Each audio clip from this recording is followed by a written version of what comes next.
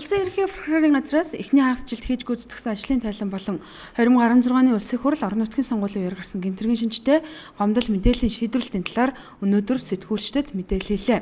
Энэ үеэр олонний анхаарлыг татсан улс төрийн өндөр албан тушаалтнуудтай холбоотой зарим хэргийн талаар товч тайлбар хийсэн юм а. Цагдаа ерхий газрын эрүүгийн цагдаагийн газар авилгатай тэмцэх газраас хамтарсан ажлын хэсэг гарч гашуун сухад ухаан худаг чиглэлийн 267 км төмөр замтай холбоотой эргийг шалгаж байгаа лээ. Одоогоор мөрдөн байцаалтай ажиллагаа дуусаагүй үргэлжилж байгааг нийслэлийн прокурорын газрын хэлтийн прокурор Бясман мэдэгдлээ. Эрүүгийн үеийн 263 дугаар зүйлд төрийн албан тушаалтан албаны эрх мэдэл буюу албан тушаалын байдлаа оруулах гэж зааснаар улсын хурлын гишүүн Баттулаг, улсын хурлын дарга зөвлөх Асан Ганс нарыг сэжигтнэр татаж мөрдөн байцаалтай ажиллагааг үргэлжлүүлэн явуулж байна. Мөн Ганс Баттулаг нарт хэлээ ориг тавьжээ. Үүнтэй холбоотойгоор Ганс их орондоо улсын хурлын гишүүн Асан Баттулагыг Жуда бүхэн албаны ерөнхийлөгчийн хувьар Олимпиад оролцох бололцоо нөхцөлийг нь хангаж хэлээ оргийг нь нийслэлийн прокурорын газраас төр цуцалжээ. Албан тушаалын байдлаа оруулах гэсэн бодгоор сэжиглэн мөрдөн байцаалтай ажиллагааг явуулж байна.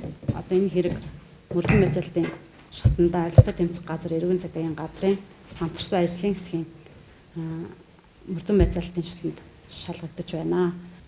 Ганс өхийг мөн бас 263-ын 2-оор сэжигтнэр тооцоод явж байна. Хэлийн хоргийн асуудал бол тавигдсан хэвээр байгаа. Одоо энэ хүн Монгол улсад байгаа. Монгол Ардын намын удирдлагуудтай холбогдох 60 тэрбум төгрөгийн тухай бичлэгийг ардчилсан намаас хуулийн байгууллагаар шалгуулах хүсэлтэд сонгуулийн үеэр улсын ерөнхий прокурорын газар төлөөлөл өгсөн мэлээ. Ардчилсан намын удирдлагуудын дээрх хүсэлтийн дагуу авилгатай тэмцэх газар Монгол Ардын намын даргын их болд нийслэлийн Монгол Ардын намын дарга Сандуу Зөвлөх Ганбаатар нарын хооронд ярьсан төрийн албыг худалдаж ашиг болгон үнэлэх зөвхөн нийслэлж 60 тэрбум төгрөг босгох тухай үндэсний яриа бичлэгийг шалгуулахаар шүүхийн шинжилгээний үндэсний үргэлэнд ханджээ. Ингээд шүүхийн шинжээчид бичлэгийг хянан шинжлэх явцад дээр дутагдсан албан тушаалтнуудын яриа биш эвлүүлэг болохыг тогтоосон байна. Иймээс авилгатай тэмцэх газар шинжээчдийн дүгнэлтэнд үндэслэн Монгол Ардын намын удирдлагуудтай холбогдох 60 тэрбум төгрөгийн тухай бичлэгт эрүүг эрг үүсгэхээс татгалзжээ. Авилгатай тэмцэх газар уг асуудлыг хянах үедээ шүүх шинжилгээний үндэсний түрээлэнд зохиох мэргэжилтнийг шинжээчээ томилж уг бичлэгийн асуудлаар дахин дүгнэлт гаргуулсан байна. За уг дүгнэлтээр бичлэг нь өөрөө эвлүүлэг байна гэж нэгдүгээр гарсан. Хоёрдугаар шалгалтын явцад уг яриатай холбоотойгоор аль нэг төрийн болон нийслэлийн төрийн байгууллагуудад хэн нэг хүнийг ажил албан тушаалд томилох зорилгоор бусдаас хууль бусаар хөрөнгө мөнгө цуглуулсан, төвлөрүүлсэн тийм асуудал тогтоогдоогүй байна. Ийм учраас уг асуудалд эрүүг үүсгэхээс татгалзаа гэж танилцуулсан. Улс төрийн нэр цэцгэлтэн зориг агсны хүнээсээ хэрэгтэй холбогдуулан түүний ихнэр булганыг цагдаа орж шалгаж гиснээс хойш 9 сар гаруй хугацаа өнгөрлөө. Булганд холбогдох хэргийн мөрдөн байцаалтай ажиллагаа үргэлжилсэн үеэргааг өнөөдөр улсын ерөнхий прокурорын туслах хэлтсийн дарга амрагт мэдээллээ. Их сурвалжийн мэдээлснээр түүнийг Төв аймгийн цагдаа орох төвд ганцаарчлан орж байна.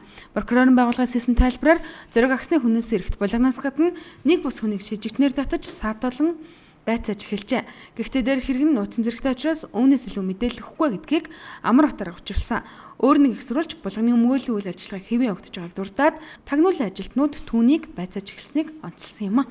За хэрэгт нэг бус хүнийг мэдээж хэрэг шалгаж байгаа. Хэргийн нөхцөл байдлын талаар тогтоогдсон асуудлын талаар одоогоор мөрдөн байцаалтын ажиллагаа явагдаж байгаа. Хэрэг нь өөрөө нууцсан зэрэгтэй учраас би илүү дэлгэрэнгүй мэдээлэл өгөх боломжгүй байна.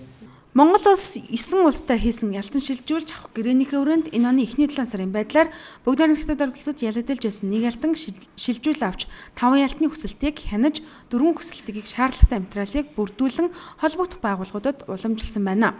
Монгол улсад 2 хил эдэлж байгаа гадаадын 3 иргэн эх орондоо ялаа шилжүүлэх хүсэлт гаргаснаас Бангладеш улсын 1 иргэн, бүгд найрамдагчдад улсын 2 иргэн байна.